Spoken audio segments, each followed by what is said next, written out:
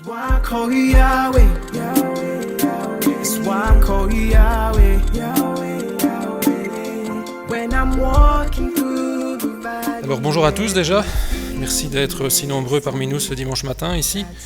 Heureux de pouvoir nous retrouver tous ensemble pour apporter un culte, pour apporter notre louange, notre adoration au Seigneur, lui qui nous a sauvés, qui a envoyé son Fils pour nous sauver, pour nous arracher à la mort. Bienvenue aussi à toutes les personnes qui nous rejoignent sur les réseaux sociaux, Internet, qui nous accueillent chez elles, qui sont peut-être encore au travail ou qui sont en congé, qu'elles se sentent aussi à l'aise parmi nous. Peu importe où nous soyons finalement, c'est le Seigneur qui nous rassemble, c'est lui qui nous invite dans sa maison. Dimanche particulier encore ce dimanche matin, plusieurs dimanches festifs on va dire ici dans le courant du mois d'octobre. Dimanche particulier pour Keren, pour Grâce, deux jeunes sœurs de notre communauté qui vont passer par les eaux du baptême. Tout à l'heure, elles nous expliqueront leur cheminement, comment le Seigneur a conduit leurs pas vers la croix, vers le Christ, et ensuite elles passeront par l'immersion, par les eaux du baptême. Bienvenue aussi toute spéciale aux membres de leur famille, à leurs proches, à leurs amis, qui sont peut-être chrétiens, et pour d'autres aussi qui ne le sont peut-être pas, qui viennent peut-être pour l'occasion, pour la première fois dans une église protestante, dans un lieu de culte, qu'ils se sentent néanmoins à l'aise parmi nous. C'est le Seigneur aussi qui les a précédés ce matin dans sa maison. Pour eux aussi, si vous êtes pour la première fois parmi nous, pensez à passer au stand librairie à la fin du culte. On vous offrira un cadeau, une Bible cadeau, lors de votre premier passage parmi nous. Et puis bienvenue aussi à toutes les personnes qui sont habituées à notre lieu de culte, toutes les personnes qui sont là tous les dimanches. Finalement, pour ce moment que nous allons passer ensemble, que ce moment soit un moment béni et enrichissant sur le plan spirituel et aussi pour la communion fraternelle. Voilà, quelques mots de bienvenue. Après quoi nous allons chanter, je vous propose deux chants qui remettent un peu le Christ au centre de la vie, de la fête finalement, la place qu'il doit occuper aussi dans chacun de nos cœurs. Jésus soit le centre. Et il sera suivi d'un deuxième chant, Lumière du monde. Voilà, je vous invite à vous mettre debout et à chanter aussi avec notre groupe de louanges ce matin.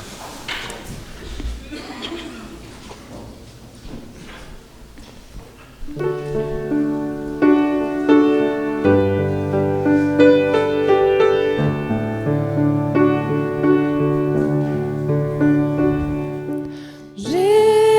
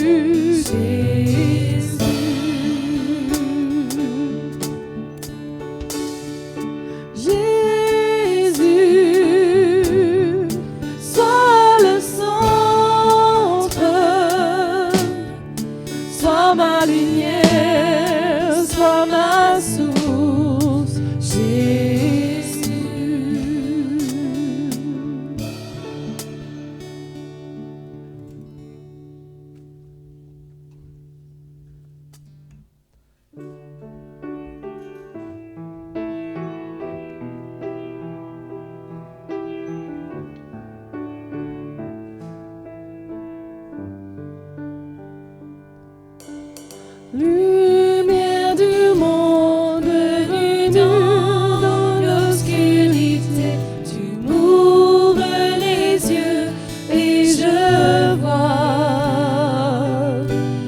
tant de beauté que mon cœur émut alors. Je sais que ma vie est en toi.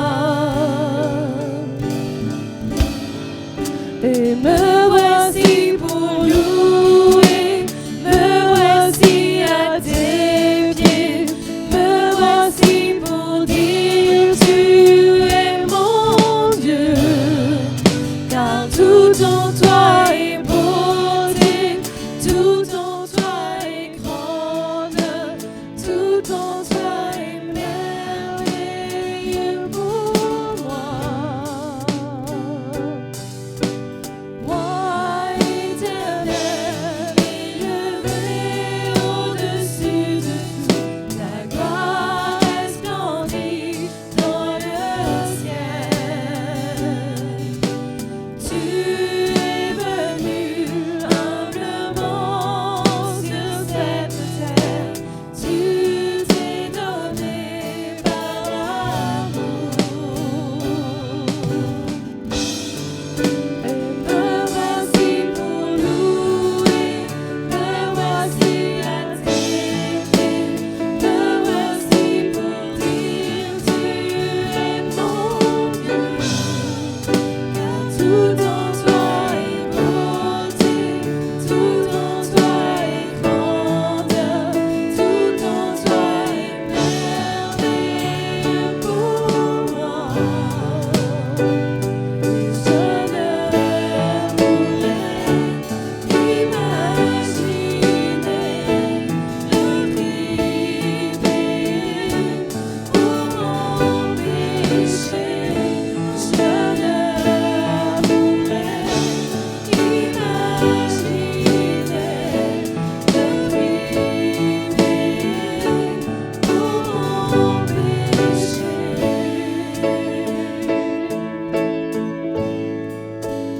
Me voici pour louer, me voici à tes pieds, me voici pour dire tu es mon Dieu, car tout en toi est beauté, tout en toi est grande, tout en toi est merveilleux pour moi. Me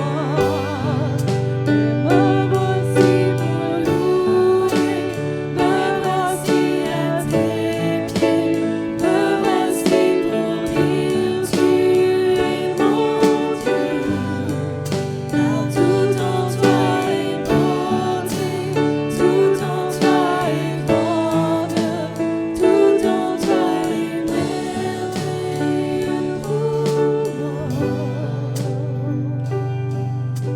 pour moi.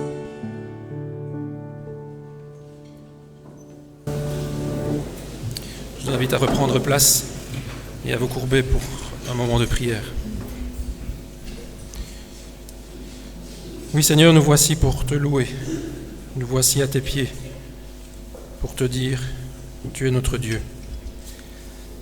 Toi le seul Dieu, le vrai Dieu, trois fois saint, Père, Fils et Esprit Saint. Seigneur, merci pour ce dimanche matin, ce jour mis à part, que tu as toi-même mis à part. Dès la création du monde, Seigneur, tu t'es reposé de tes œuvres le 7e jour. Et tu veux que nous fassions pareil. Prendre ce temps aussi pour t'apporter un culte, t'apporter l'adoration, la louange qui t'est due, en tant que Dieu créateur. Seigneur, merci pour tous tes bienfaits que tu nous as donnés tout au long de cette semaine, toutes tes grâces. Merci pour ton amour, pour ta fidélité, pour ton pardon.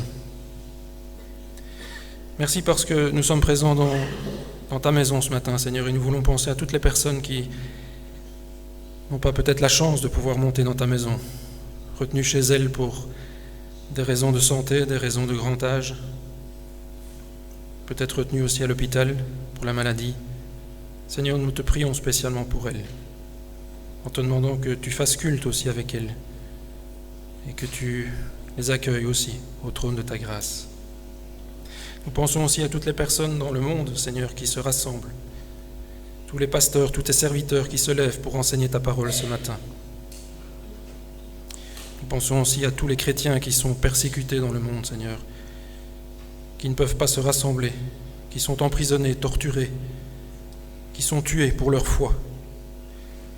Leur unique péché, Seigneur, c'est de croire en toi. Et c'est ce qu'on leur reproche.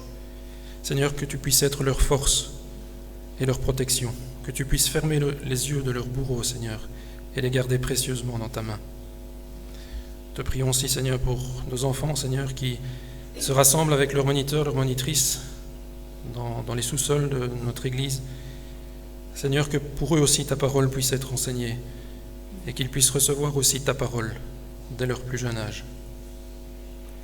Seigneur, ce matin, nous voulons encore revenir à la croix, là où tout commence. Nous replacer à la croix du Calvaire, là où tu as donné ta vie, ton sang, ton corps, pour nous pardonner nos péchés, pour nous purifier, pour nous laver. Seigneur, tu es mort pour effacer, pour prendre notre condamnation. Tu n'es pas resté sur la croix, Seigneur. 3 jours après, tu es ressuscité. Et maintenant, tu vis éternellement. Et un jour aussi, tu reviendras pour nous prendre avec toi dans ton ciel. Seigneur, nous te prions aussi ce matin pour nos 2 sœurs qui passeront par les eaux du baptême, Karen, Grâce. Que tu sois aussi leur force, leur soutien, que tu puisses leur enlever le stress, Seigneur, qui pourrait y avoir, et qu'elles puissent prendre aussi ton baptême et marquer leur foi en Jésus-Christ publiquement. Seigneur, nous te remettons ce culte devant toi, c'est toi qui nous dirige, qui dirige toutes choses, et que nous puissions sortir grandis et enrichis de ce moment que nous passons ensemble. C'est au nom de Jésus que nous te prions. Amen. Voilà, je vais juste laisser la place à Pasteur Yves pour prendre la suite de la cérémonie.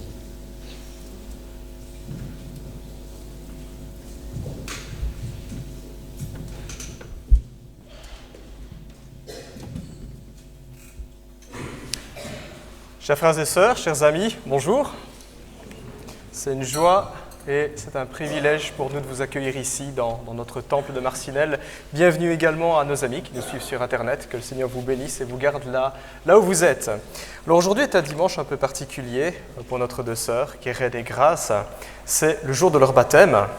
Alors pour ceux qui ne connaissent pas toute l'histoire, il était prévu de les baptiser au mois de juin, mais il y a eu quelques imprévus de dernière minute.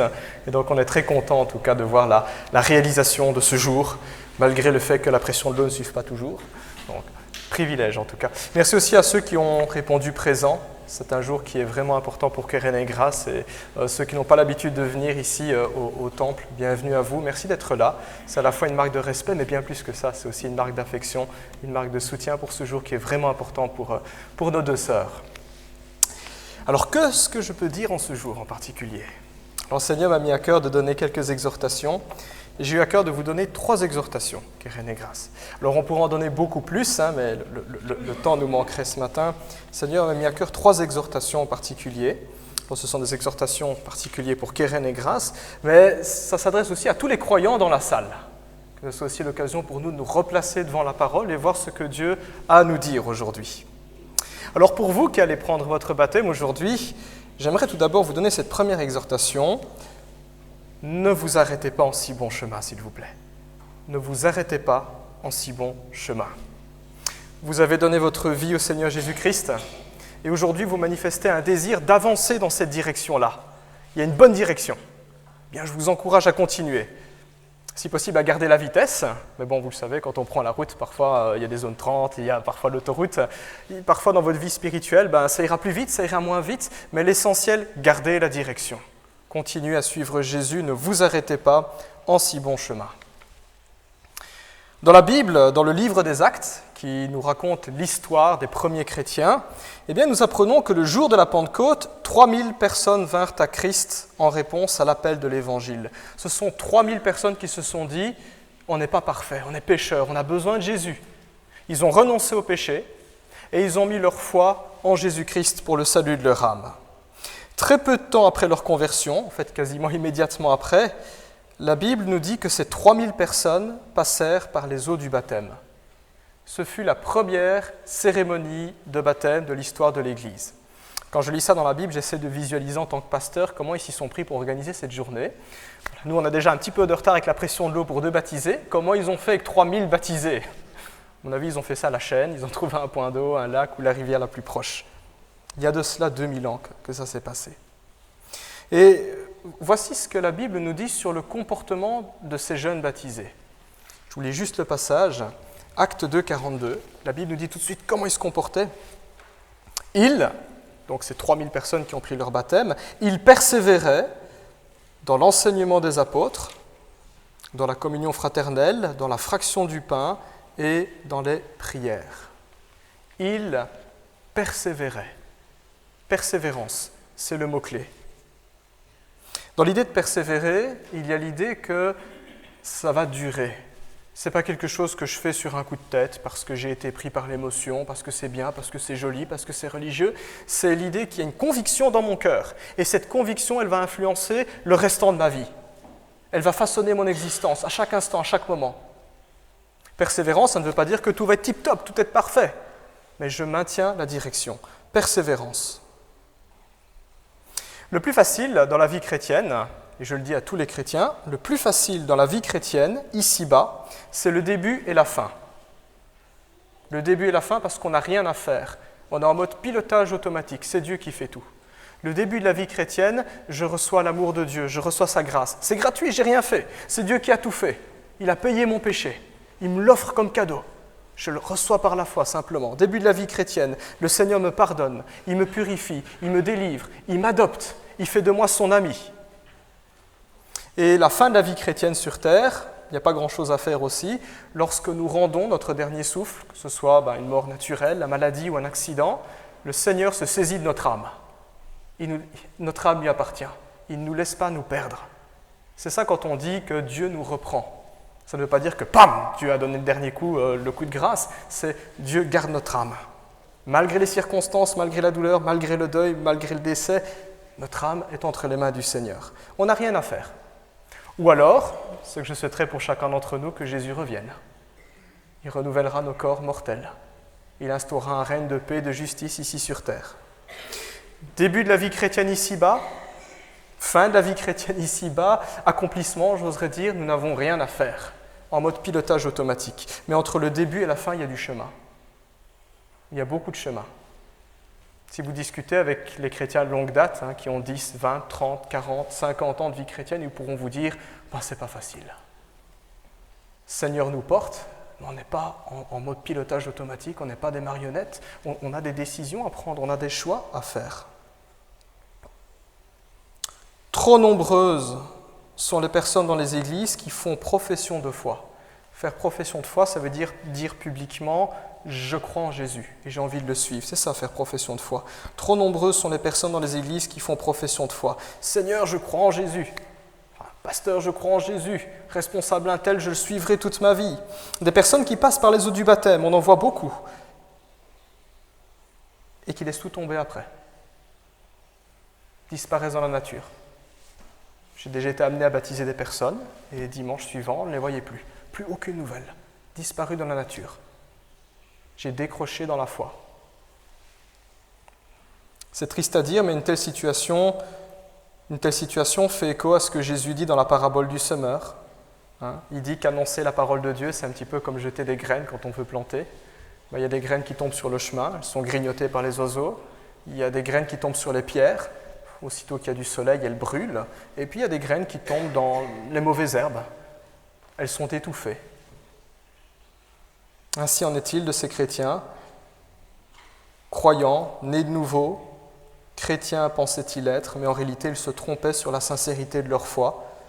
Au moment de l'épreuve, de la tentation, ou face à toutes les préoccupations, les distractions, les divertissements dans le monde, leur foi a fait naufrage. Il n'y avait pas de racines profondes. C'était superficiel. La promesse était là, mais ce n'était pas profond. La persévérance, c'est ce qui caractérise la vie chrétienne.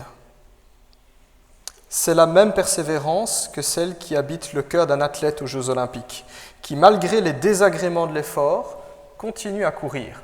Pour ceux qui regardent les Jeux Olympiques ou un match de foot, ils sont sueurs, les athlètes. Ça ne les amuse pas de porter des poids, de lancer des lances. Il y a des efforts à faire et c'est inconfortable. Mais ils le font. Ils savent pourquoi ils le font.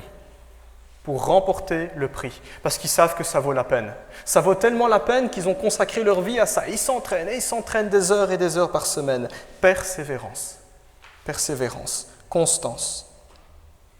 Ce genre de persévérance implique de la discipline, de la volonté, du courage, mais par-dessus tout la plus noble et la plus grande des motivations.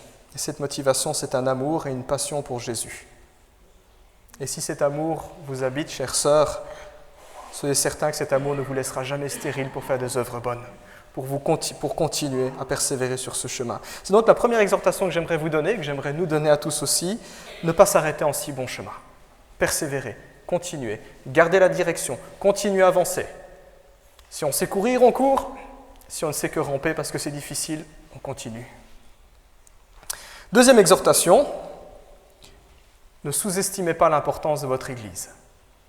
Ne sous-estimez pas l'importance de votre Église. La vitalité spirituelle d'un chrétien, sa bonne santé spirituelle, parce que vous le savez, il y a une bonne santé physique, si on ne se lave pas, si on ne mange pas bien, si on ne fait pas assez d'exercice physique, on peut être malade dans notre corps. C'est la même chose pour notre âme. On peut être malade au niveau de notre âme. Notre vitalité spirituelle, notre dynamisme, notre croissance dans la foi, la compréhension que nous avons de Dieu, notre manière de penser, de réfléchir, d'appréhender ce qui se passe dans nos existences, de compter sur les promesses de Dieu, de mettre en application ce que Dieu nous dit. Notre croissance dans la foi est intimement liée à l'attachement à une Église précise. Je dis bien une Église précise. Tout chrétien devrait être capable de dire « Moi, je prie là-bas. Ma famille spirituelle, elle est là-bas. » On est tous frères et sœurs en Christ, bien sûr, peu importe qu'on est dans le monde. Mais là où on peut vivre l'attachement au corps de Christ, c'est dans l'Église locale.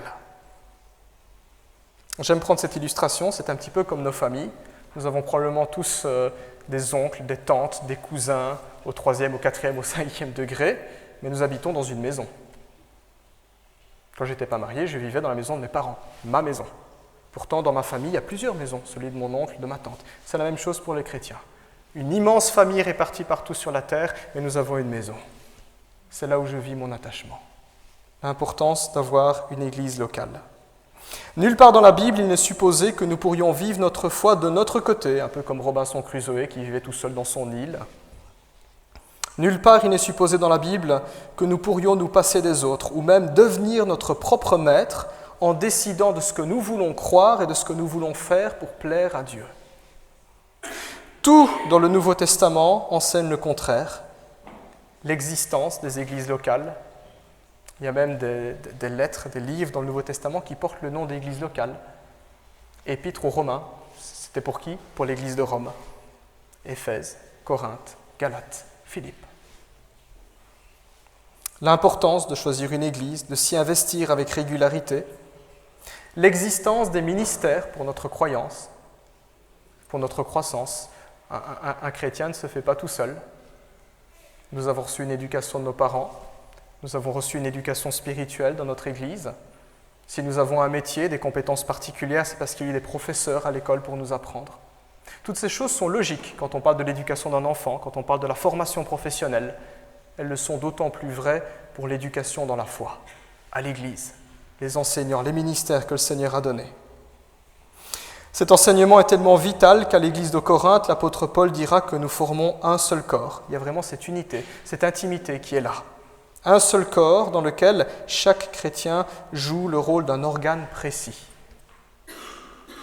Imaginez dans votre corps que le foie ne fonctionne pas bien, ou le cœur ne fonctionne pas bien, ou les poumons ne fonctionnent pas bien. Ça se ressent sur tout le corps. Ça se ressent.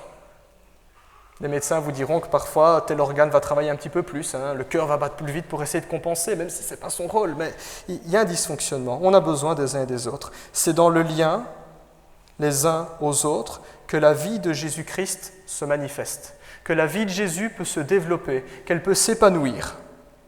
Et c'est pour cette raison-là aussi que le Saint-Esprit était donné aux chrétiens.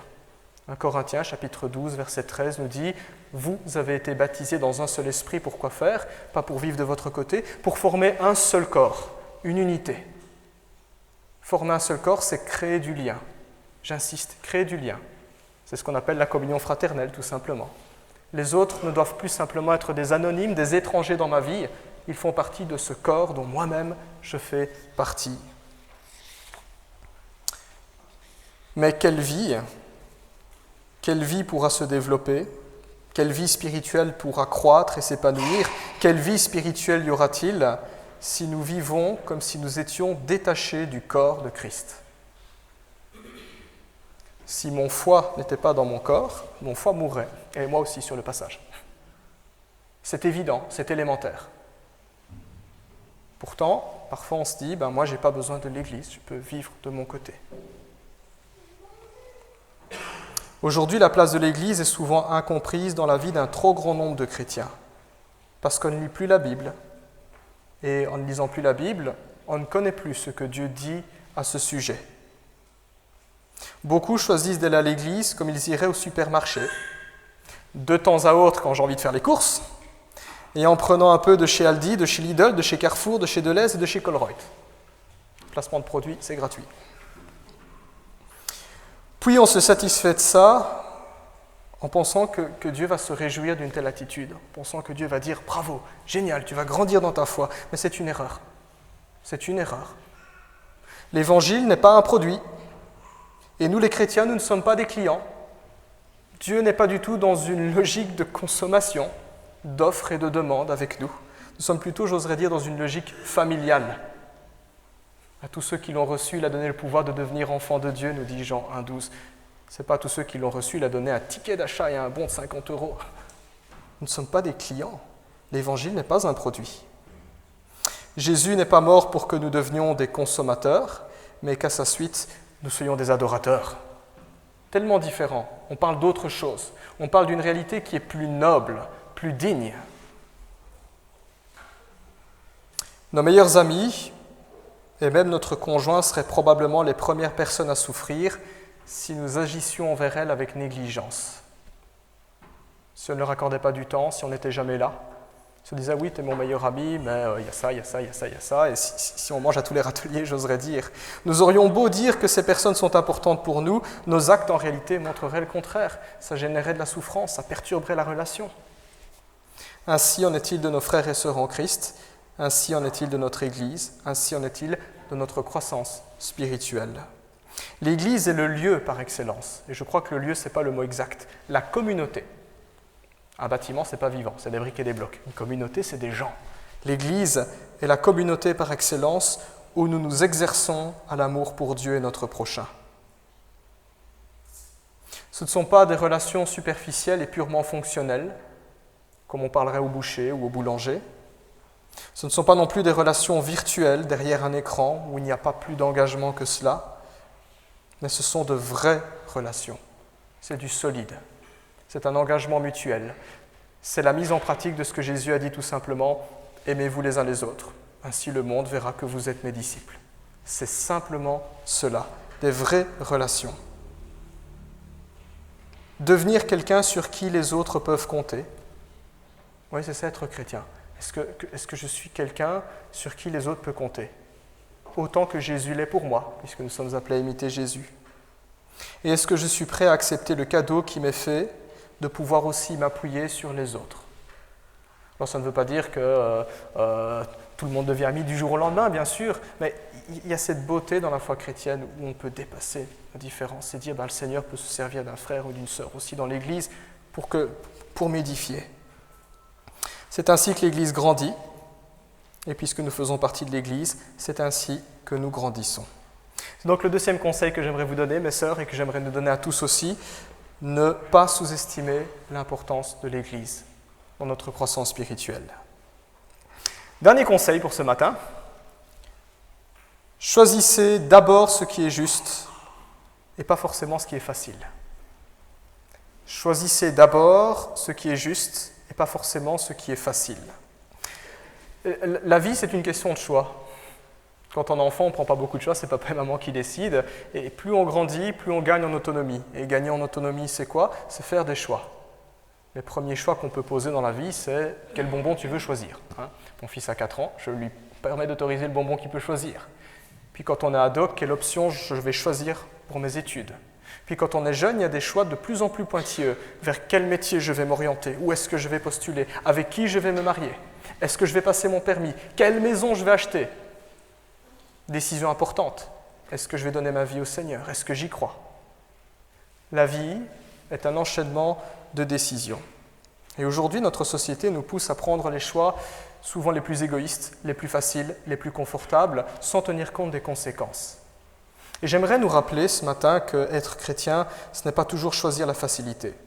Je ne suis pas en train de dire que nous devons choisir la difficulté, on n'est pas des masochistes non plus, mais de choisir ce qui est juste, ce qui est vrai, ce qui est bon, ce qui est agréable, ce qui est parfait. Et parfois ce sera facile, et parfois ce sera extrêmement difficile.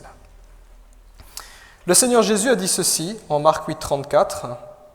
Il y avait des gens qui disaient « Bon, Seigneur, je vais te suivre, etc. » Et Jésus a dit « Si quelqu'un veut être mon disciple, qu'il renonce à lui-même. » Ouf. À l'ère où on parle de l'accomplissement personnel, Jésus dit qu'il renonce à lui-même, qu'il se charge de sa croix et qu'il me suive. C'est quand même fort ce que Jésus dit. Il dit « Vous voulez me suivre? Chargez-vous de votre croix. » Ça ne veut pas dire que nous allons devoir prendre 2 poutres et la mettre sur notre épaule 24 heures sur 24. C'est une manière de parler.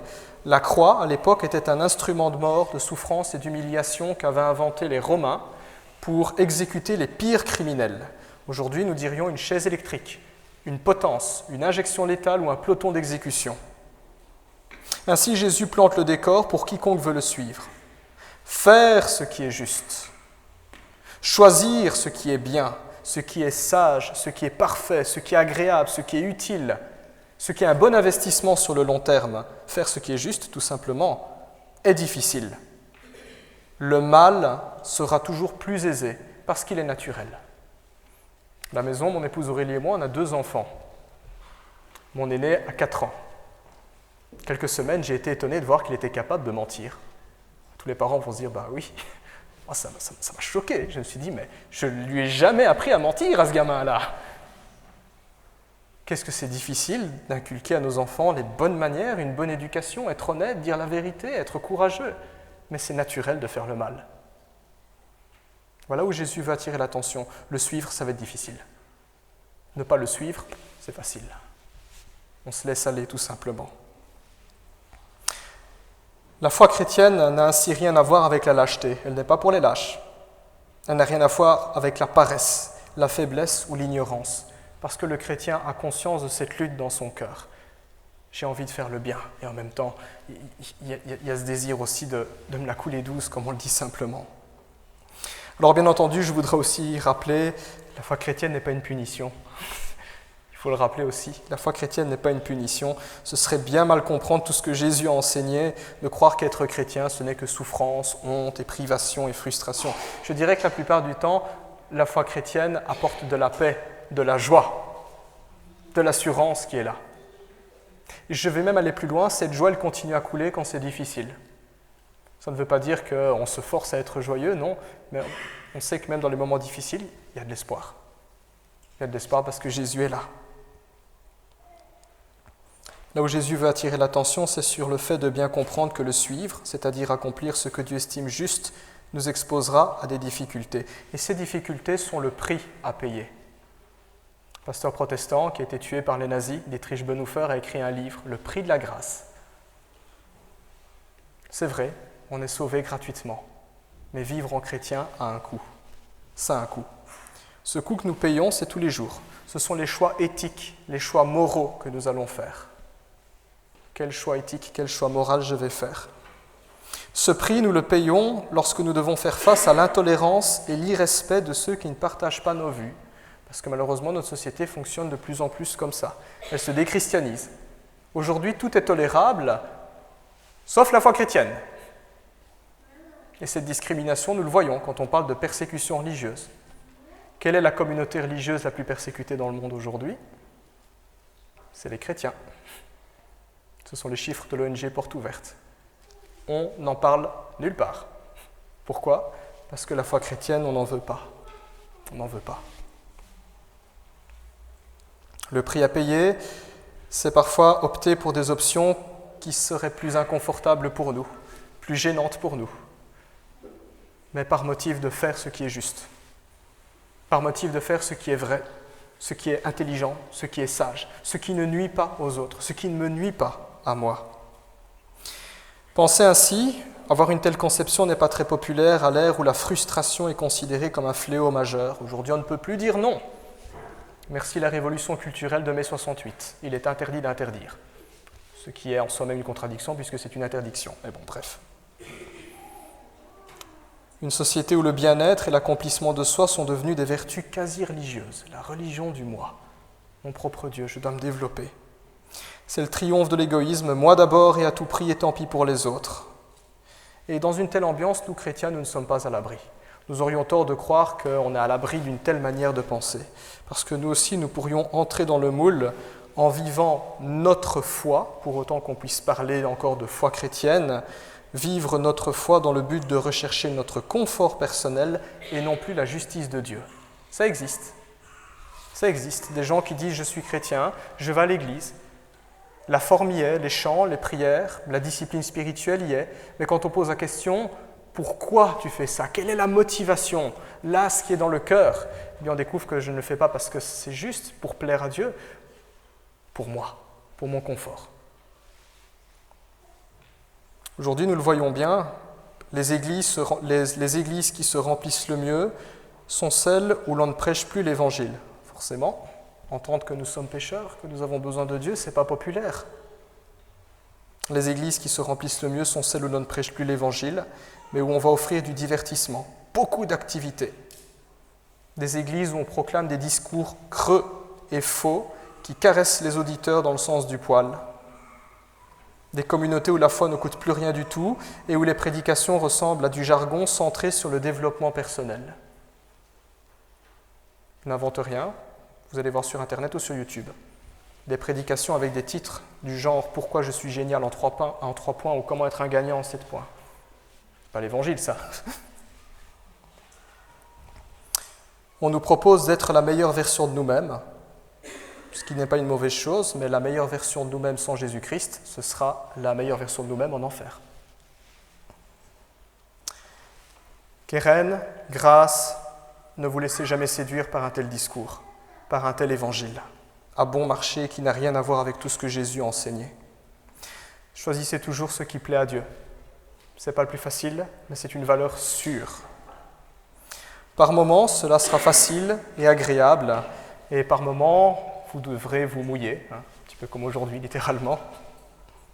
Mais jamais vous n'aurez à regretter d'agir en accord avec l'Évangile et en accord avec votre conscience. Et toujours, vous pourrez compter sur Jésus. C'est donc le 3e et dernier conseil que l'Église aimerait vous donner. Choisissez d'abord ce qui est juste, avant de choisir ce qui est le plus facile, le plus agréable. Voilà, je vous invite à prier.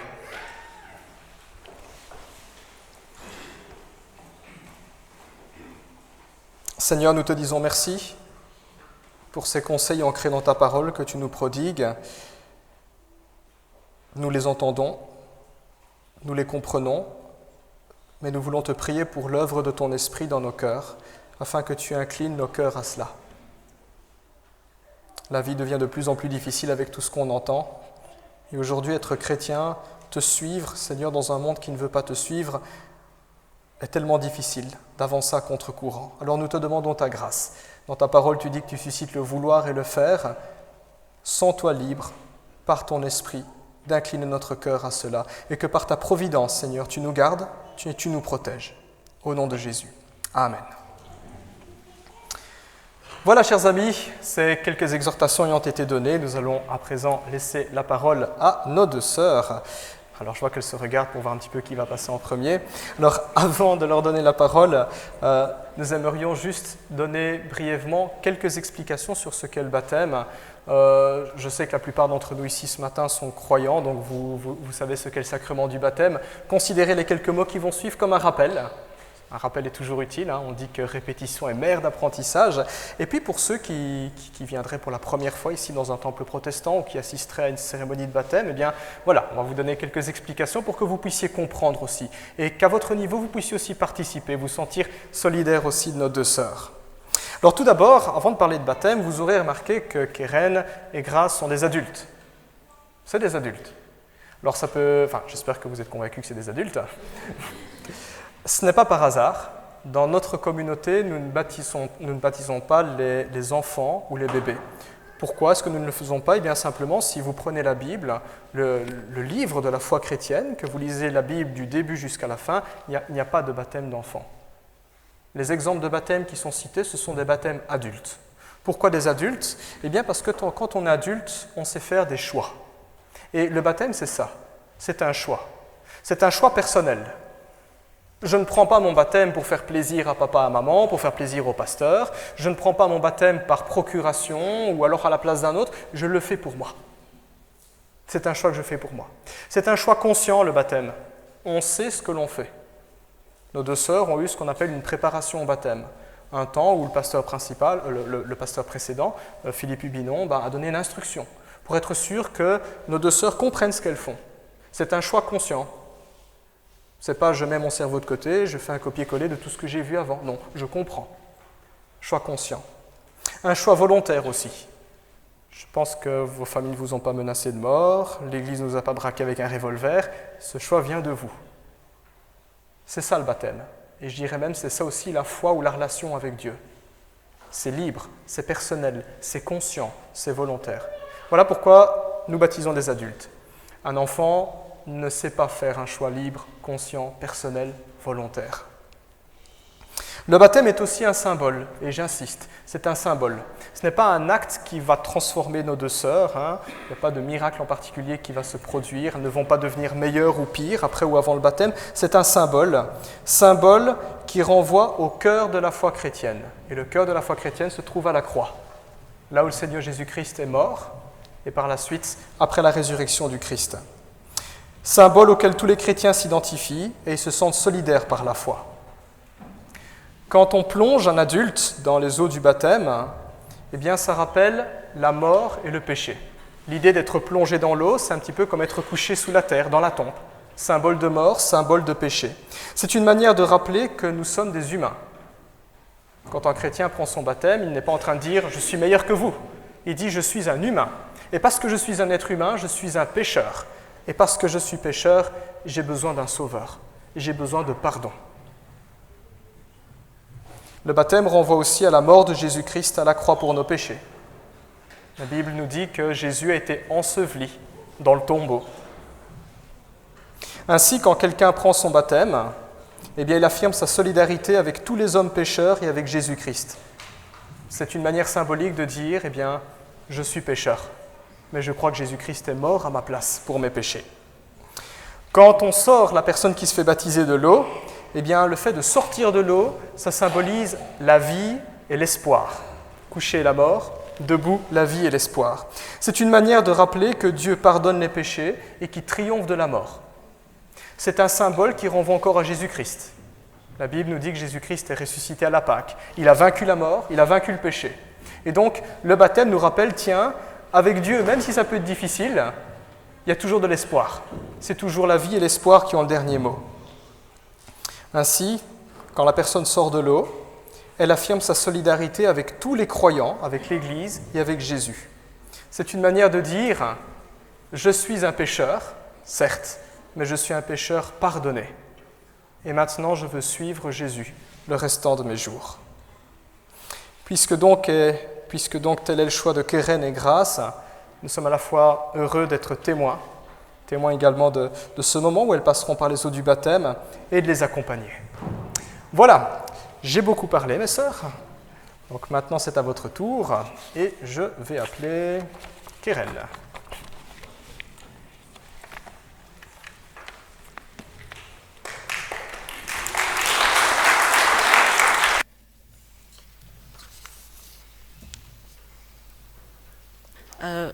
Bonjour à tous. Du coup, je m'appelle Keren et j'ai 19 ans. Et je vais vous raconter mon témoignage de comment je suis venue à Christ. Donc, je suis née dans une famille chrétienne. Donc, depuis que je suis toute petite, je vais à l'église. Enfin, depuis que je suis toute petite, je suis ici à l'église et j'allais à l'école du dimanche. Je faisais les amis du samedi, etc. Mais j'écoutais les leçons, mais je ne comprenais rien. Et honnêtement, je ne pense pas que j'avais envie de comprendre. C'était des histoires que j'entendais, mais sans plus. Et j'avais pas de relation personnelle avec Dieu. Et voilà. Du coup, de ce que je me souviens, quand j'étais petite, c'est que j'étais très joyeuse. J'aimais bien aller vers les gens. Et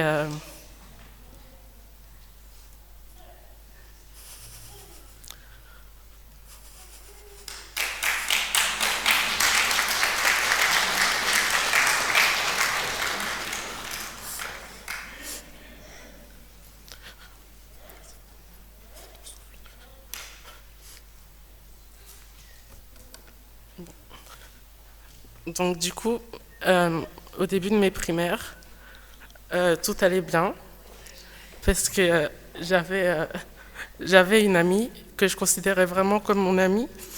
Et,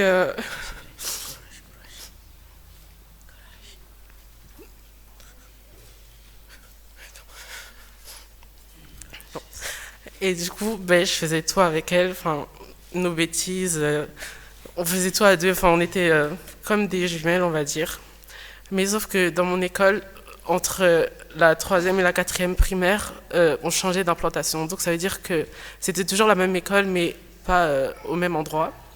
Et c'est vraiment là que tout a commencé à changer parce que du coup, nouvelle école, une nouvelle implantation, ça veut dire qu'il y a beaucoup plus d'élèves et beaucoup plus de gens qui sont là. Et, et là-bas, on a rencontré une amie, une autre, sauf que cette amie-là m'éloignait de ma première amie. Et du coup, je me retrouvais souvent seule. Non.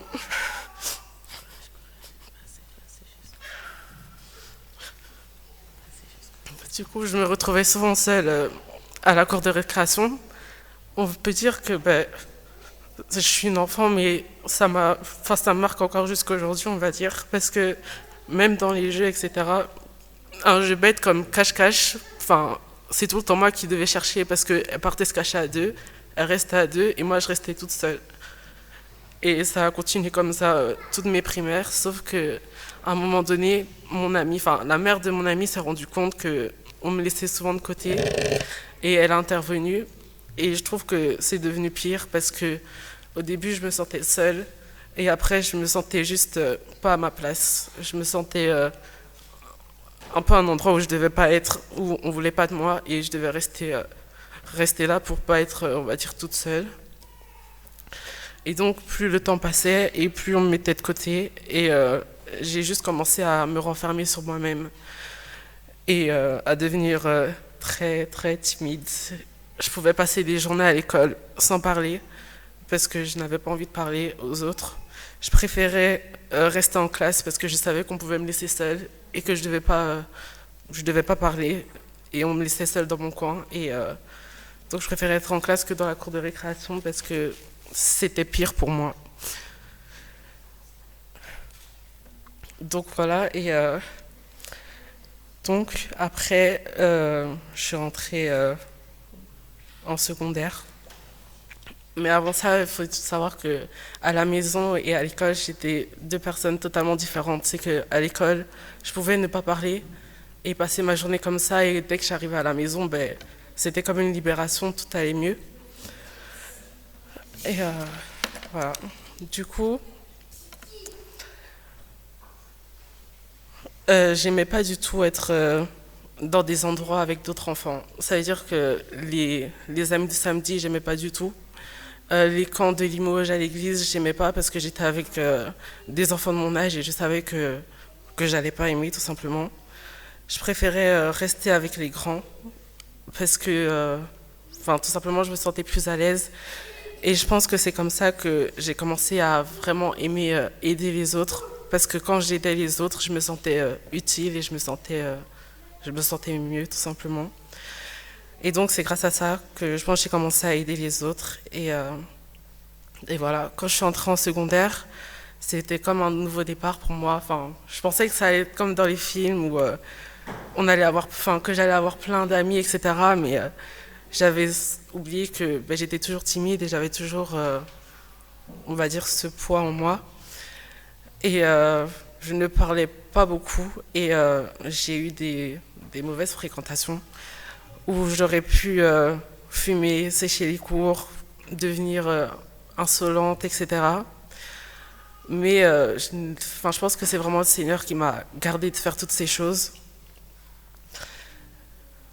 Et au fur et à mesure, je suis juste devenue la gentille de la classe où quand on me demandait quelque chose, je faisais.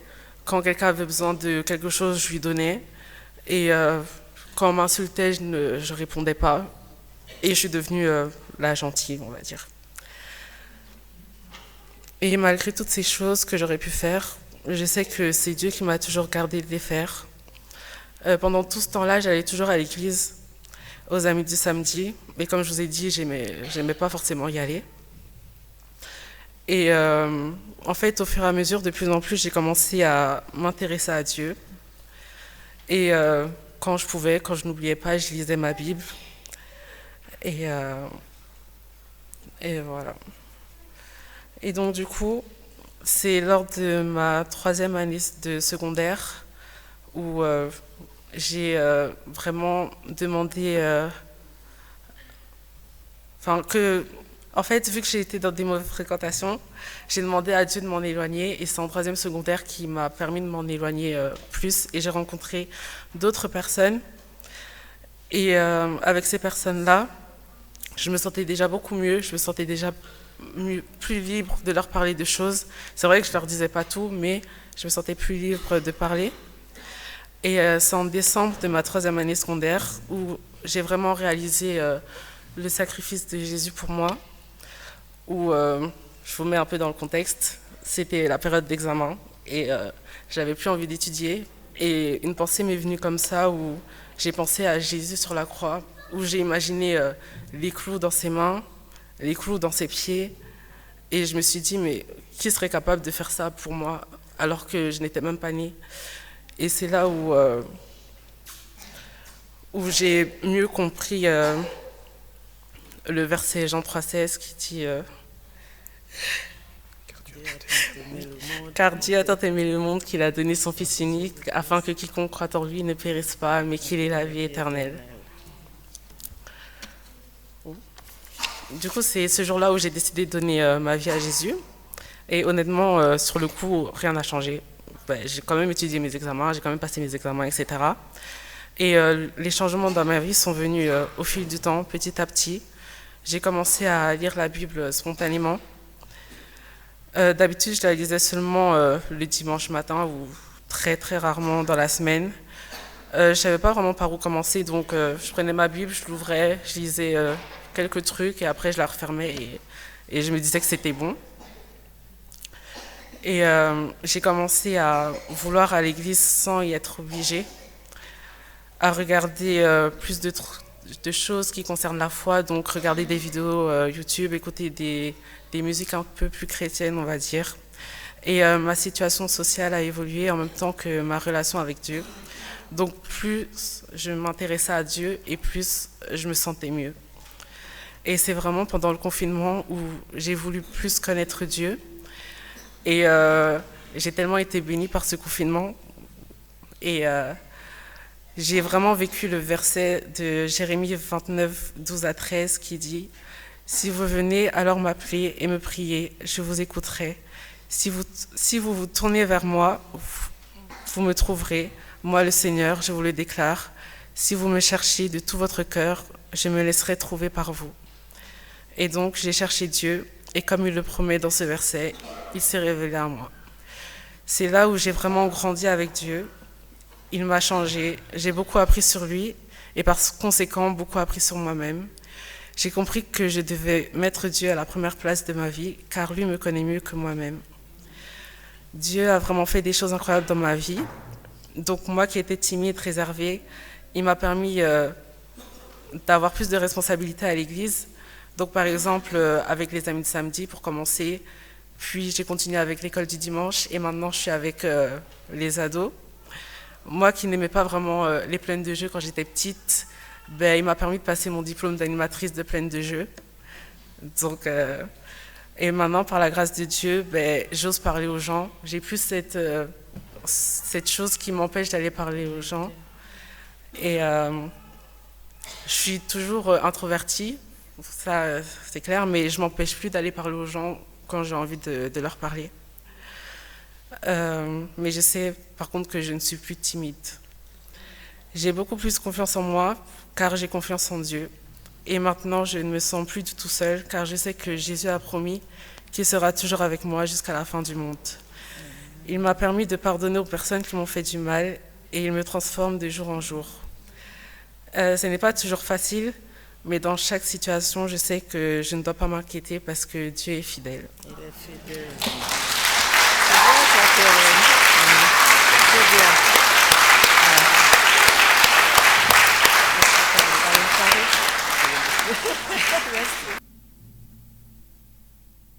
Merci beaucoup, Keren.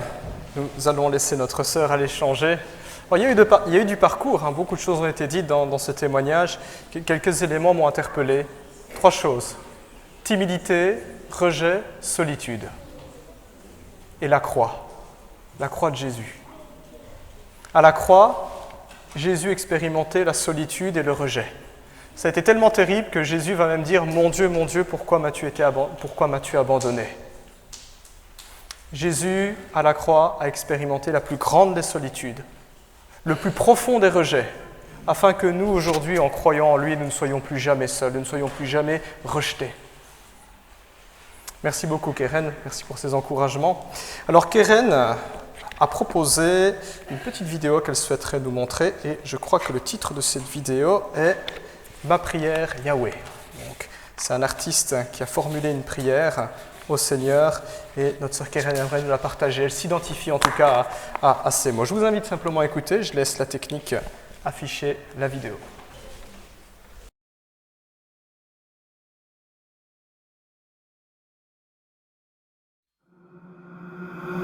I'm getting sick and I'm tired of living life this way. Lord, without you here with me, all I seem to do is make mistakes. I'm asking, is there a limit to your mercy? 'Cause I wanna know. I wanna go back to the days where for you I was thirsty. Okay now, Lord, I apologize. Again, I crucified you. I try to fight it, but it's clear I need you to survive. So many times I tried with my own devices, but you told me everything I need you have provided. Blind to your love, was deaf to your call. I come before your throne of grace and I surrender all. 'Cause when I fall, you're there to catch me. So if they ask me, I'll say that your grace is all I need. Oh Lord, you see the best in me. It's why I call you Yahweh. Yahweh, Yahweh. It's why I call you Yahweh. Yahweh, Yahweh. When I'm walking through the valley, let me feel you next to me. And that's my prayer. My prayer, my prayer. And that's my prayer. You know my thoughts, you know my heart, you know my prayer, Lord, you know my prayer, Lord, you know my thoughts, you know my heart, you know my prayer, Lord, you know my prayer, Lord. And so I pray, let your spirit fill me, every day I'm breathing, let your mercy shield me from all evil, 'cause it was you who found me. So when you just ground me, build a tower around me, goodness and favor around me, begging never allow me, never move on without me. If you move on without me, waters of death will drown me. Sometimes it gets so rowdy, my sunny days get cloudy, but with you I overcome. And I'll say that your grace is all I need. Oh Lord, you see the best in me. That's why I call you Yahweh. Yahweh, Yahweh. That's why I call you Yahweh. Yahweh, Yahweh. When I'm walking through the valley, let me feel you next to me. And that's my prayer. My prayer. That's my prayer. Whoa, say that your grace is all I need. Oh Lord, you see the best in me. That's why I call you Yahweh. Yahweh, Yahweh. That's why I call you Yahweh. Yahweh, Yahweh. When I'm walking through the valley, let me feel next to me. And that's my prayer, my prayer, my prayer. And that's my prayer, and that's my prayer, oh Lord. And that's my prayer. You know my thoughts, you know my heart, you know my prayer, you know my prayer, you know my thoughts, you know my heart, yeah. You know my prayer, you know my prayer, oh yeah, yeah, yeah, oh yeah, yeah, yeah.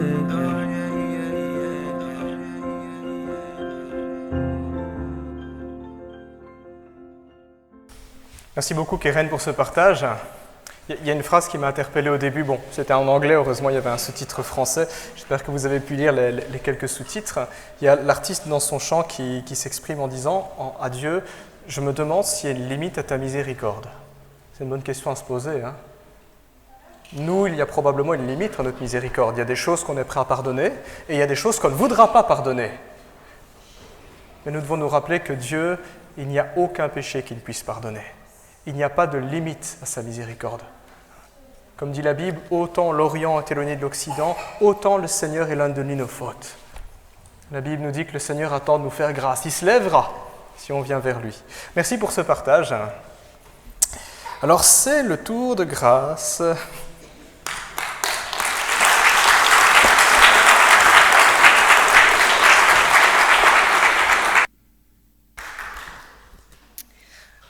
Bonjour à tous, je m'appelle Grace, j'ai 20 ans et j'ai pris ma place au sein de cette église depuis que je suis toute petite, depuis ma naissance.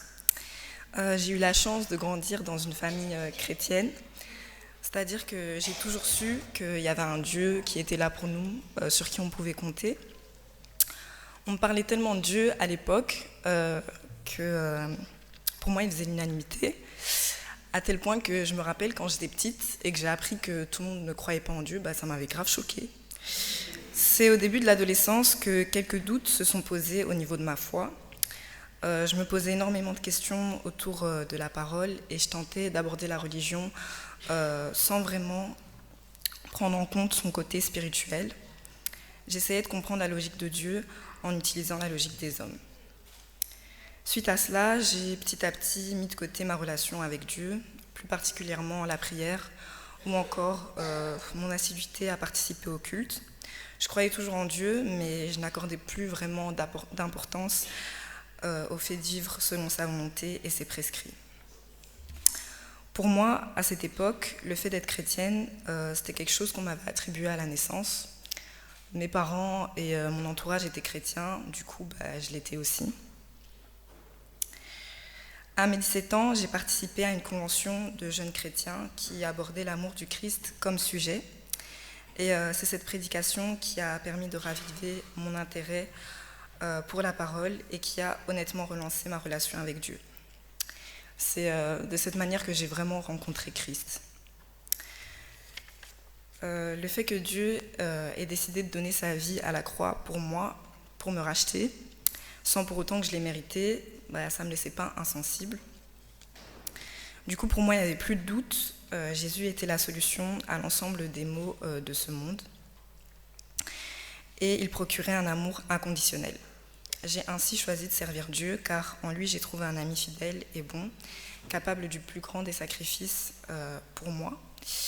C'était donc naturellement à mon tour de lui laisser la place qui lui revenait dans ma vie.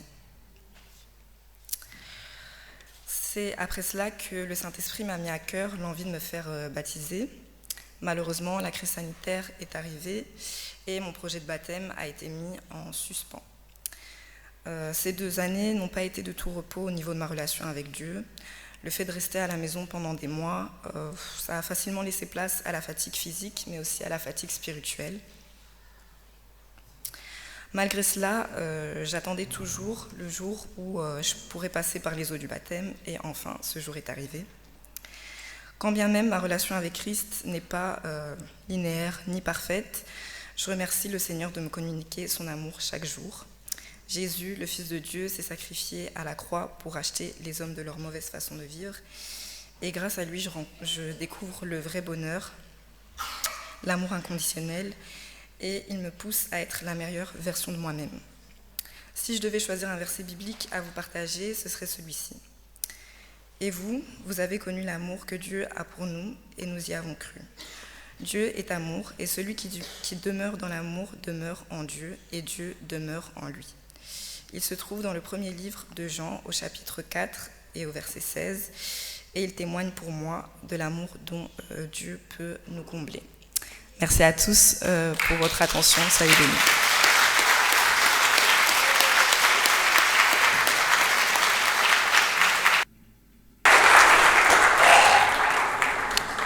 Merci beaucoup, Grâce. Un mot qui m'a interpellé dans son témoignage, amour. Ça nous parle à tous, hein, l'amour. On court après l'amour, on veut être aimé, on veut aimer quelqu'un. Mais j'ai beaucoup apprécié que dans son témoignage, elle ait rajouté aimer Dieu, donner une place à Dieu dans ma vie. L'amour, ce n'est pas qu'un sentiment. Il y a cette dimension-là, hein, parce que si vous dites que vous aimez quelqu'un qui n'a aucun sentiment, il y a un problème. Mais ça ne s'arrête pas là. Ça va plus loin. Ça engage notre volonté. Je veux entretenir cela. Et j'ai beaucoup aimé cette dimension-là qui se dégage du témoignage de Grâce. C'est j'aime Dieu, mais ça ne reste pas simplement une réalité qui est abstraite. Je veux lui donner une place dans ma vie. Je veux l'écouter. Je veux m'approprier ses promesses. Je veux suivre sa parole. Grâce a eu à cœur de choisir un chant. Et le chant qu'elle a choisi s'intitule « Je suis dans la joie ». Alors le groupe de louanges l'a répété. Un chant qui exprime la joie du pécheur qui est pardonné. La joie qui découle de l'espérance qu'on a en Jésus-Christ.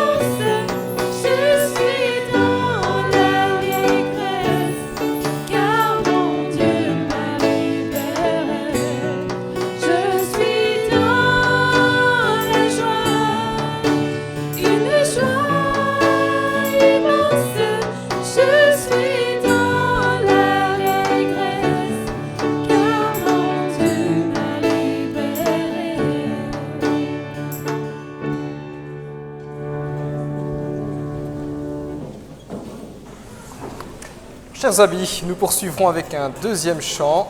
Ce deuxième chant s'intitule « Entends mon cœur ». Vous savez, il y a parfois des choses qu'on aimerait dire, on les ressent, mais il n'y a pas toujours les mots. Eh bien, ce qui est extraordinaire avec Dieu, il sait ce qui se passe dans notre cœur. Il comprend. Et c'est ce qu'exprime ce chant. « Seigneur, entends mon cœur ». Je vous inviterai à vous lever également, pour ceux qui peuvent et qui le veulent.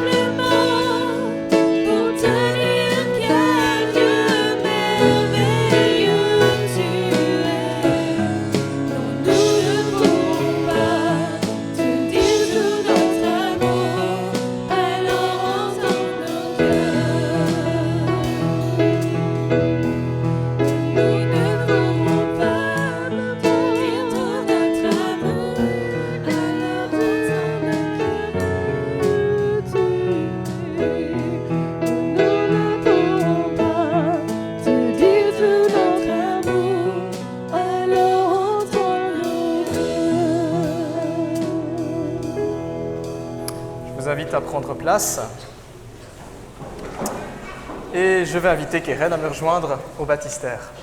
Alors la famille, les proches, les amis, ceux qui veulent filmer, prendre des photos, sentez-vous libres. Vous pouvez vous approcher aussi pour entourer Keren. Il n'y a vraiment aucun souci, donc n'hésitez pas. Le baptême sera aussi projeté sur l'écran. Si au niveau de la technique, ça va. Donc je vous en prie, les proches, les familles, les amis, approchez, approchez.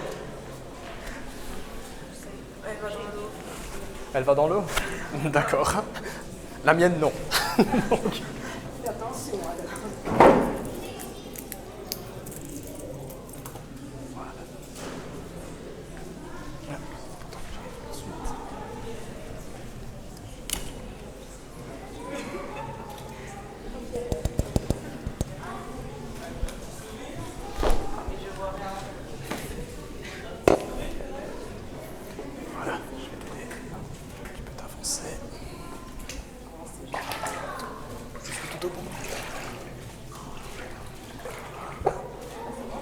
Oui, ça va.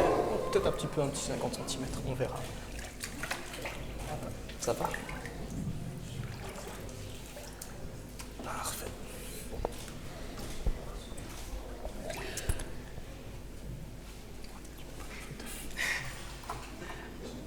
Keren, ma sœur, est-ce que tu confesses Jésus-Christ comme ton Sauveur et ton Seigneur? T'engages-tu à le suivre tous les jours de ta vie et à renoncer au péché? Oui, Sur base de ta foi, je te baptise ainsi au nom du Père, du Fils et du Saint-Esprit. Félicitations.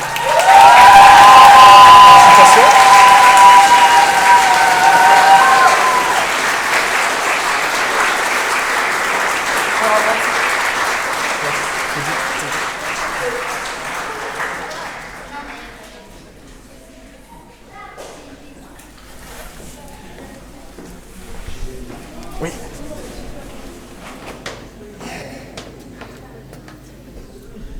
Je vais inviter Grâce à bien vouloir me rejoindre.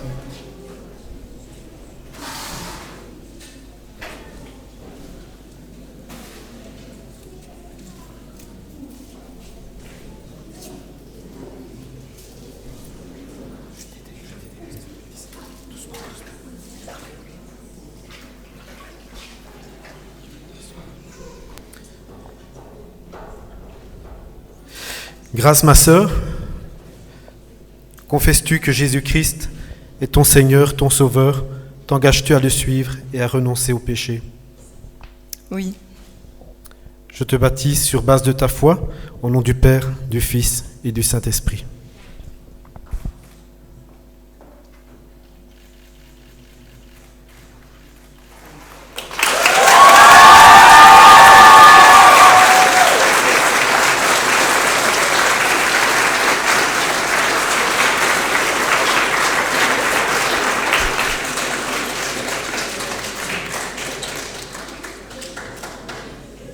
Voilà, pendant que nous reprenons place, nous allons poursuivre notre culte ce matin en entendant aussi que nos deux sœurs puissent se changer à leur aise.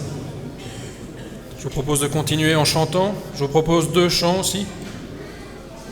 D'abord Vase d'argile et puis un chant du groupe Impact, Infiniment grand. Voilà, je vous propose qu'on puisse se mettre debout aussi pour chanter ces deux chants.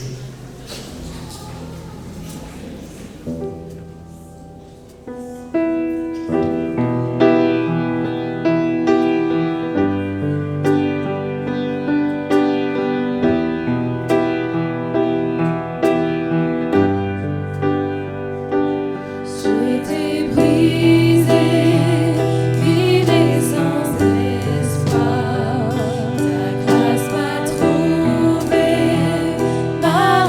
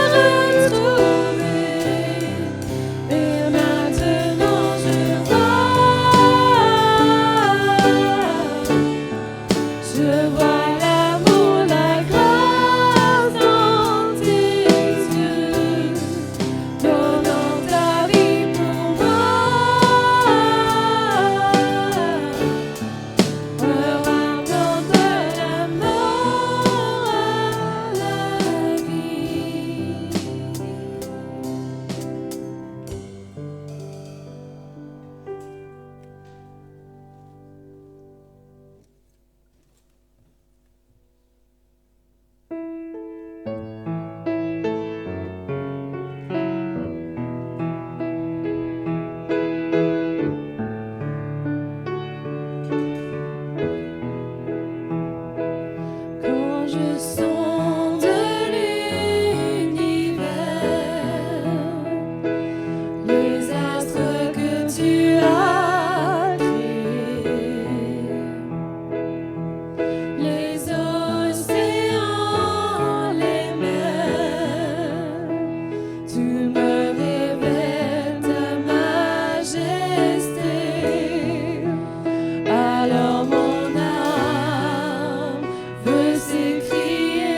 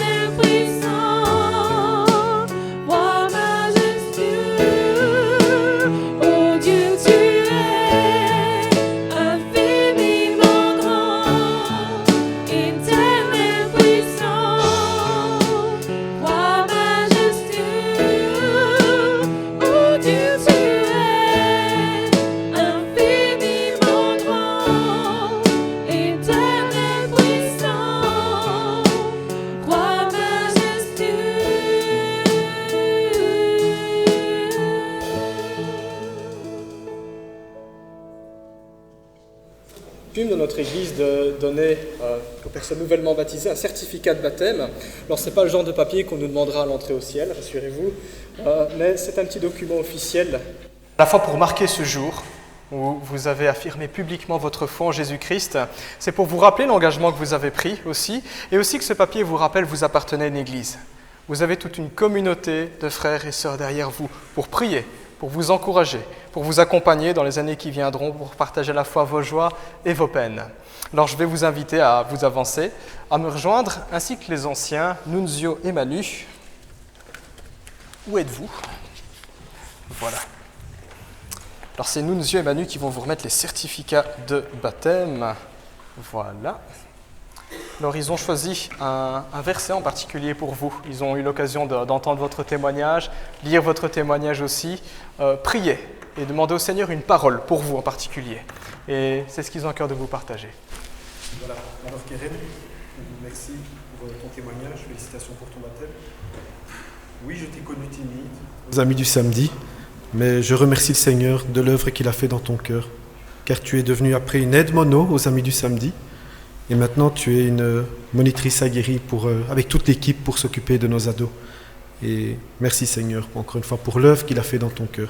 J'ai choisi le verset de 2 Timothée 1,7, car ce n'est pas un esprit de timidité que Dieu nous a donné, mais un esprit de force, d'amour et de sagesse.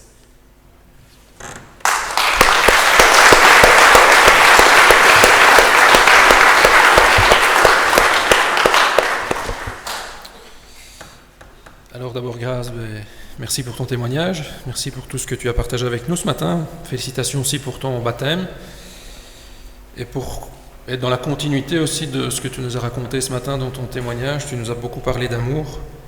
J'ai voulu aussi choisir un texte qui parle d'amour. C'est Jésus lui-même dans son discours dans l'évangile de Jean, chapitre 15, versets 9 et 10, qui dit « Demeure dans mon amour. Si tu gardes mes commandements, tu demeureras dans mon amour, de même que j'ai gardé les commandements de mon Père et que je demeure dans son amour. » Voilà.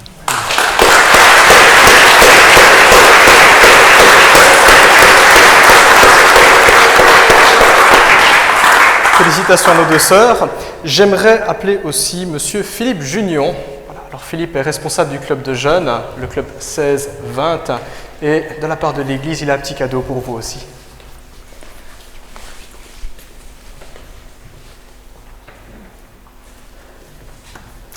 Keren, Grâce, c'est un moment d'émotion pour l'Église de vivre avec vous ce moment de baptême, ce choix que vous avez fait. Alors, comme on l'a entendu dans vos témoignages respectifs, vous avez déjà connu différentes épreuves, mais vous avez su garder les yeux sur Jésus, qui a été votre sauveur, qui vous a montré le chemin. Et j'avais à cœur, moi, vous présenter un verset de 1 Timothée 4, de l'apôtre Paul à Timothée, versets 12 et 13. « Que personne ne méprise ta jeunesse, mais sois un modèle pour les fidèles, en parole, en conduite, en charité, en foi, en pureté.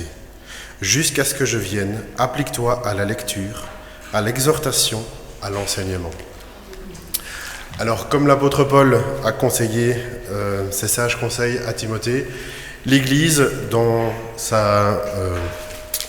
a voulu vous épauler également dans votre démarche. Et donc, nous vous remettons ces petits présents et nous espérons qu'ils vous apporteront beaucoup de bonnes choses au quotidien.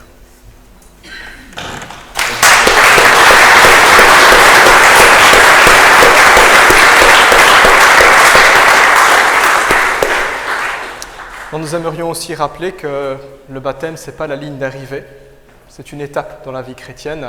L'arrivée, elle se trouve au ciel, auprès de notre Seigneur Jésus. Et donc nous vous souhaitons encore de longues années ici-bas à vivre aussi, et un cheminement avec le Seigneur Jésus, un cheminement qui sera fidèle. Nous sommes conscients aussi, puisque la Bible nous le dit, que la vie chrétienne est semée de difficultés et d'épreuves aussi. En ayant pris votre baptême aujourd'hui, vous vous êtes déclaré publiquement pour Jésus-Christ. Ça signifie aussi que vous prenez position contre le diable. La Bible nous dit que le diable rôde comme un lion rugissant. Et donc il y aura aussi des épreuves et il y aura des difficultés. Mais toujours vous pourrez compter sur le Seigneur Jésus. Toujours vous pourrez compter aussi sur vos frères et sœurs en Christ. Nous aimerions ainsi prier pour vous, avec le conseil d'anciens, vous remettre à la grâce du Seigneur. J'inviterai mes frères aussi à s'avancer. On va prendre le micro ici. J'inviterai également l'Assemblée à bien vouloir se lever en signe de participation à cette prière de consécration. Nous sommes là pour nous réjouir de ce que tu as fait dans la vie de nos deux sœurs, Grace et Keren.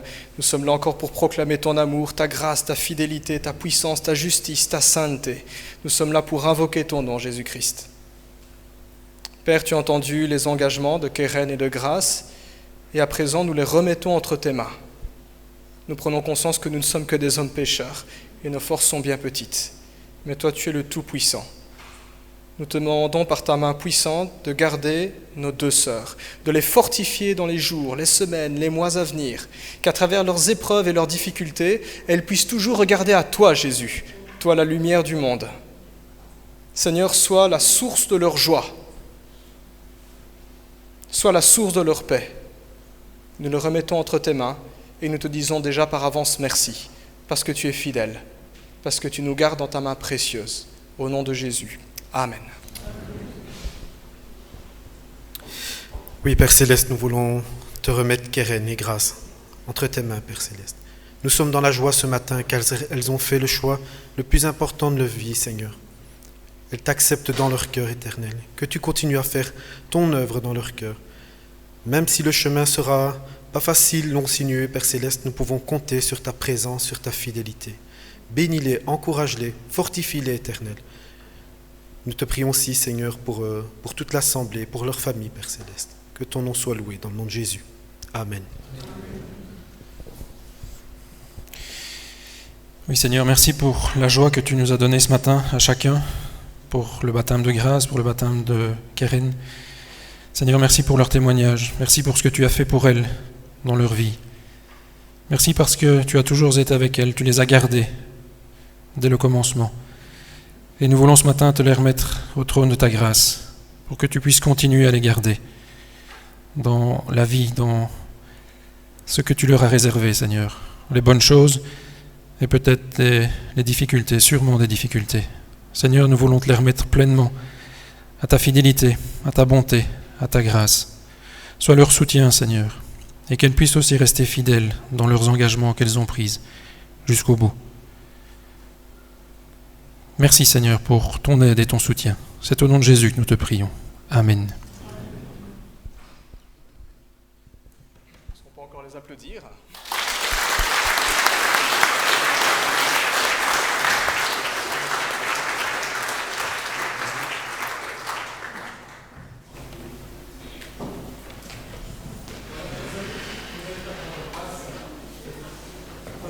À la Sainte Seine, nous entendrons encore un chant. Le chant s'intitule « C'est par la grâce ». C'est par la grâce. Pas par nos efforts, pas par notre intelligence, pas par notre force, mais simplement par tout ce que Dieu nous donne gratuitement, librement. C'est par la grâce.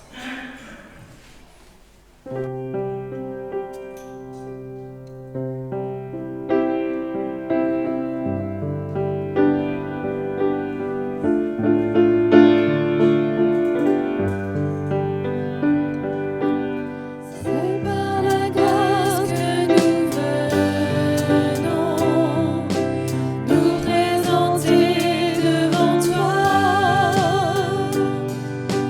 non par nos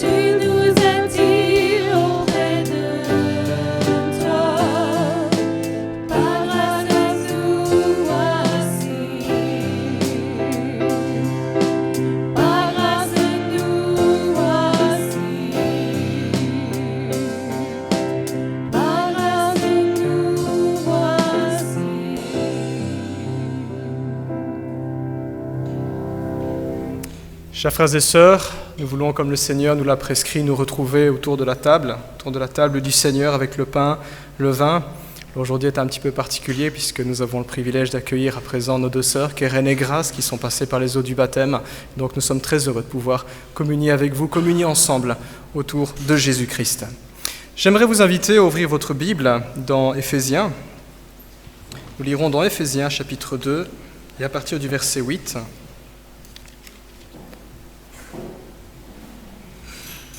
Éphésiens chapitre 2 et nous lirons les versets 8 à 10. Voici ce que l'Écriture dit, Éphésiens 2, 8. En effet, c'est par la grâce que vous êtes sauvés, par le moyen de la foi. Et cela ne vient pas de vous, c'est le don de Dieu. Ce n'est pas par les œuvres afin que personne ne puisse se vanter. En réalité, c'est lui qui nous a fait. Nous avons été créés en Jésus-Christ pour des œuvres bonnes que Dieu a préparées d'avance afin que nous les pratiquions. Amen.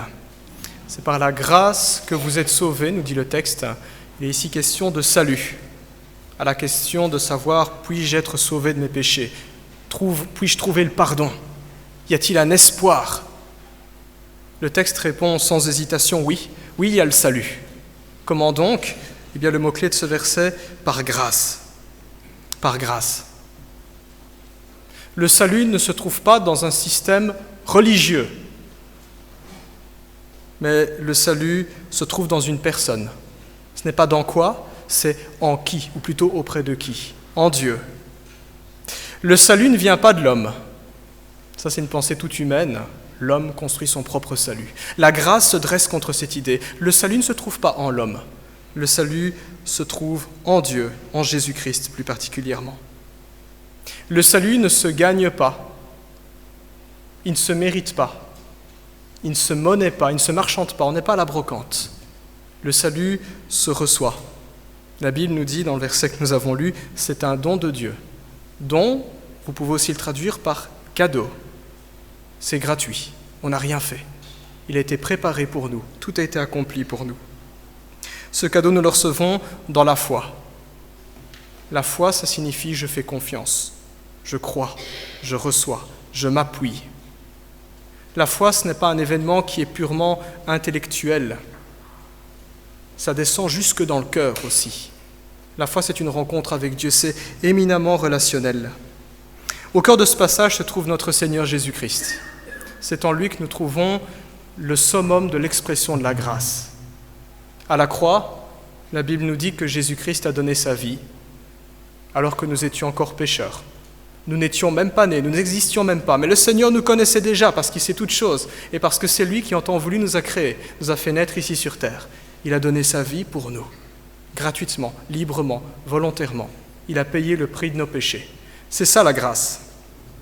Une faveur imméritée. Nous la recevons par la foi. Alors que nous allons passer à la table du Seigneur, j'aimerais que nous puissions prendre un temps de recueillement, juste 30 secondes de silence. Peut-être dans la salle, y a-t-il des personnes qui sont en recherche, qui se posent des questions par rapport à Dieu? Eh bien, la Bible ici nous invite à nous interroger. Qu'est-ce que je fais avec cette grâce? Est-ce que ce cadeau, je l'ai accepté? Est-ce que ce Dieu, je le connais? Qu'est-ce que je fais avec mon péché?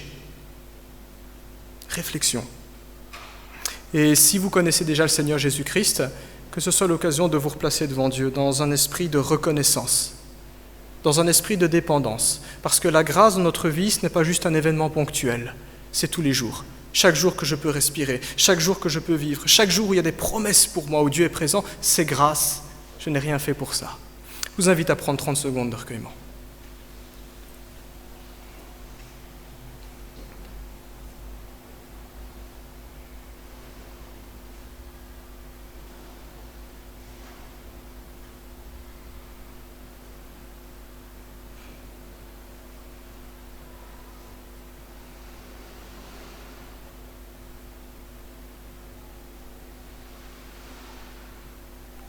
À ta table, Seigneur, nous voulons nous rappeler que tu es l'incarnation parfaite de cette grâce. Nous voulons nous rappeler que tu as donné ton corps et que c'est ton sang qui a coulé pour le pardon de nos péchés. Alors nous voici, Seigneur. nous voici pour te dire merci. Nous voici pour nous rappeler. Nous voici pour exprimer notre attachement et notre solidarité à ta personne, toi qui es notre Dieu. Nous voici ensemble aussi pour exprimer notre solidarité les uns envers les autres en tant qu'Église. Nous bénissons ton nom, nous te célébrons et nous te glorifions, Jésus. Amen. J'inviterai les frères et sœurs qui ont fait ces démarches, qui reconnaissent Jésus-Christ comme leur Sauveur et leur Seigneur, qui l'ont manifesté publiquement en passant par les eaux du baptême et qui sont en paix avec Dieu. Pas de colère, pas de haine dans le cœur, à bien vouloir se lever pour participer à la Sainte Seine. Je demanderai aussi à l'équipe qui est habituée à faire le service à bien vouloir me rejoindre.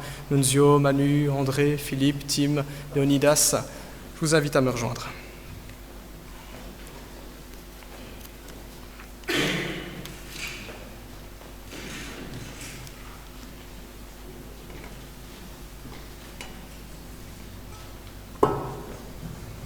« 1 Corinthiens chapitre 11, verset 23, l'Écriture dit « En effet, j'ai reçu du Seigneur ce que je vous ai transmis. Le Seigneur Jésus, la nuit où il a été arrêté, a pris du pain. Après avoir remercié Dieu, il l'a rompu et a dit « Prenez, mangez, ceci est mon corps qui est rompu pour vous. Faites ceci en souvenir de moi. » De même, après le repas, Jésus a pris la coupe et a dit « Cette coupe est la nouvelle alliance en mon sang. Faites ceci en souvenir de moi toutes les fois que vous en boirez. » La table du Seigneur, on trouve deux éléments. Le pain symbolise le corps de Jésus-Christ. Quand un chrétien le prend, il se rappelle que c'est Jésus qui est mort à la croix. Ça aurait dû être notre place, la place de chacun d'entre nous. Le fruit de la vigne ici symbolise le sang de Jésus-Christ. Quand un chrétien le boit, il se rappelle. Le sang de Jésus a coulé. La Bible dit que sans effusion de sang, il n'y a pas de pardon. C'est par son sang que nous sommes rachetés de nos péchés.